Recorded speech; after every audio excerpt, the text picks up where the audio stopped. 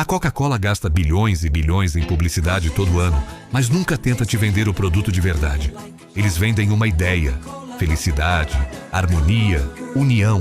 Mas alguns diriam que isso é só uma distração para esconder umas verdades meio sinistras.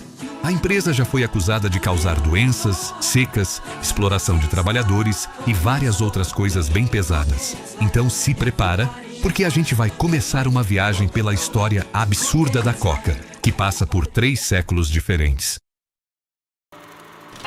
King size Coca-Cola gives you that refreshing new feeling. There's nothing like ice-cold Coca-Cola. Lá nos anos 1880, rolou um anti-médicos. A galera começou a usar remédios caseiros e vários espertões aproveitaram o momento para criar poções e elixires que prometiam curar tudo. O problema? Eram misturas perigosas, inúteis e cheias de substâncias aleatórias. Mas como não existia regulamentação, podiam falar o que quisessem. O negócio bombava. Uma dessas maravilhas era o Vin Mariani, uma mistura de vinho com cocaína que dizia curar qualquer coisa, contanto que você tomasse 3 copos por dia. Um grande fã desse treco era John Pemberton, um veterano de guerra que tinha sido gravemente ferido. Achando que ele ia morrer, os médicos encheram o cara de morfina. Ele sobreviveu, mas ficou viciado. Aí Pemberton conheceu o tal Vin Mariani e ficou fissurado. Achou que estava ajudando a curar o vício em morfina. Na verdade, ele só estava tomando vinho e cocaína. Como Pemberton era químico, resolveu copiar o produto.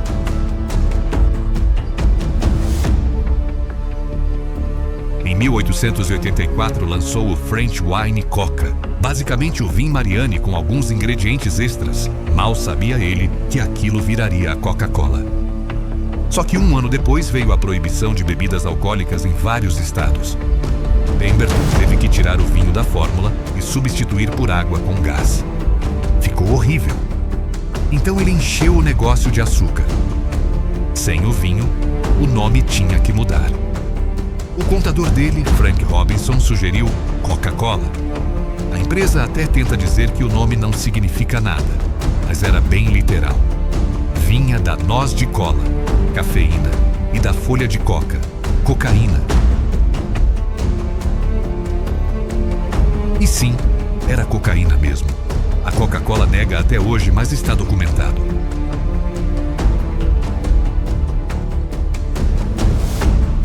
Só em 1929 eles acharam um jeito de remover todo o princípio ativo da folha. Naquela época ninguém ligava para isso. O problema maior era outro. Ninguém estava comprando o refrigerante. Pemberton insistia em vender como remédio.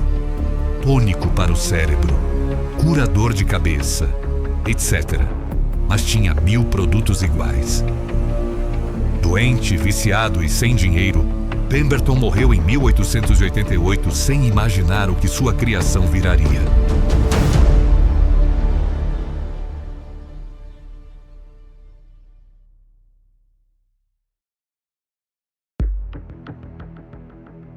Antes de morrer, Pemberton vendeu a empresa por $2.300 para Asa Candler, um cara ambicioso que logo tratou de comprar todo o resto das ações. Investigações depois mostraram assinaturas falsificadas, mas ninguém vai saber, já que Candler mandou queimar os arquivos antigos da empresa. Com a Coca nas mãos, ele entendeu que o segredo era propaganda. Começou a encher a cidade com cartazes, placas, paredes pintadas, qualquer superfície possível com o logo. E teve outra jogada genial: distribuir cupons de Coca-Cola grátis para clientes frequentes das farmácias locais. Assim, a galera experimentava. E claro, com açúcar e cafeína, ficava viciada rápido.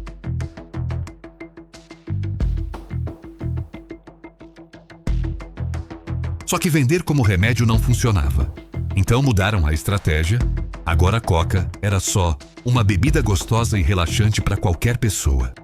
Isso ajudou a desvincular o produto do mercado de falsas curas, que estava começando a ser investigado.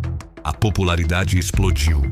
Candler investiu ainda mais em publicidade, contratando estrelas do cinema, atletas e até colocando o Papai Noel segurando uma coca no Natal para marcar a imagem na cabeça das crianças. Coca era vendida em soda fountains, tipo bares de refrigerante. Era barato para a empresa porque só vendiam o xarope. Até que 2 advogados apareceram com uma ideia: engarrafar. Candler achou estúpido. Engarrafar era caro. Os advogados falaram: a gente paga tudo. Candler assinou um contrato dando os direitos de engarrafamento por $1. Adivinha? Engarrafar Coca virou um sucesso absurdo. Mas Candler fez o pior contrato da história. Sem prazo, sem reajuste, sem limite. Resultado: anos de processos, milhões gastos para recomprar os direitos que ele tinha dado por troco de pão. Mesmo assim, as vendas cresciam. E muito.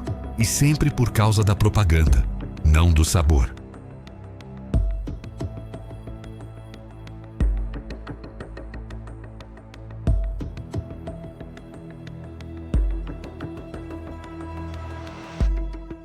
Durante a Segunda Guerra Mundial, o governo anunciou racionamento de açúcar.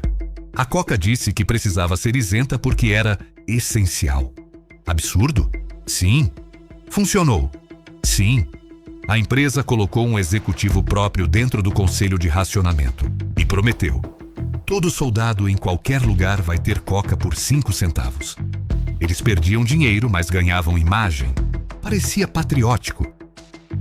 Com soldados levando Coca para os países onde passavam, a marca se espalhou rápido.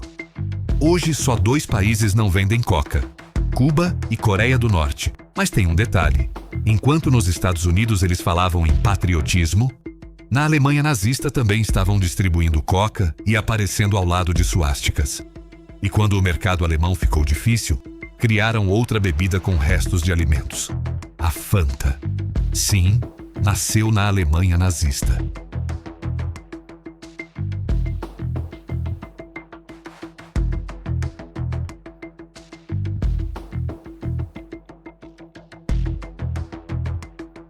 A Coca percebeu cedo que precisava conquistar consumidores para a vida inteira. Como? Contratos com escolas. Pagavam fortunas para que só vendessem Coca nas máquinas de bebida. Era a estratégia do berço ao túmulo. E mais, brinquedos colecionáveis, Papai Noel, filmes com product placement, tudo para criar associação emocional desde cedo. Nos anos 80, começaram a estourar estudos ligando refrigerantes a obesidade e diabetes, problemas dentários, vício em açúcar. A Coca respondeu como? Pagando estudos para provar que não era bem assim. Fazendo lobby contra impostos sobre açúcar. Patrocinando atletas para associar o produto à saúde.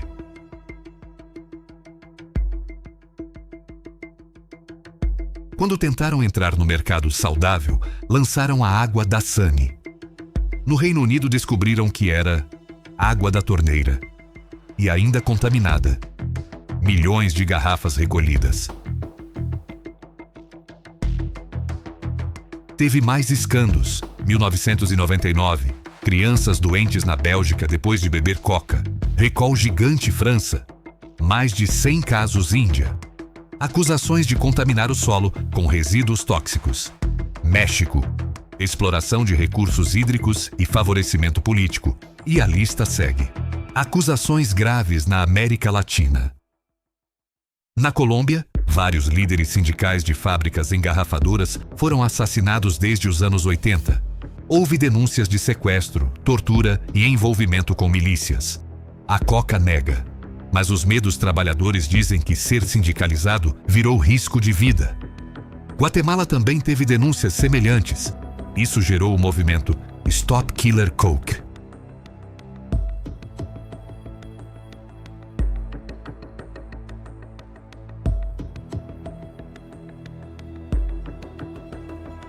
A Coca perdeu o mercado para a Pepsi.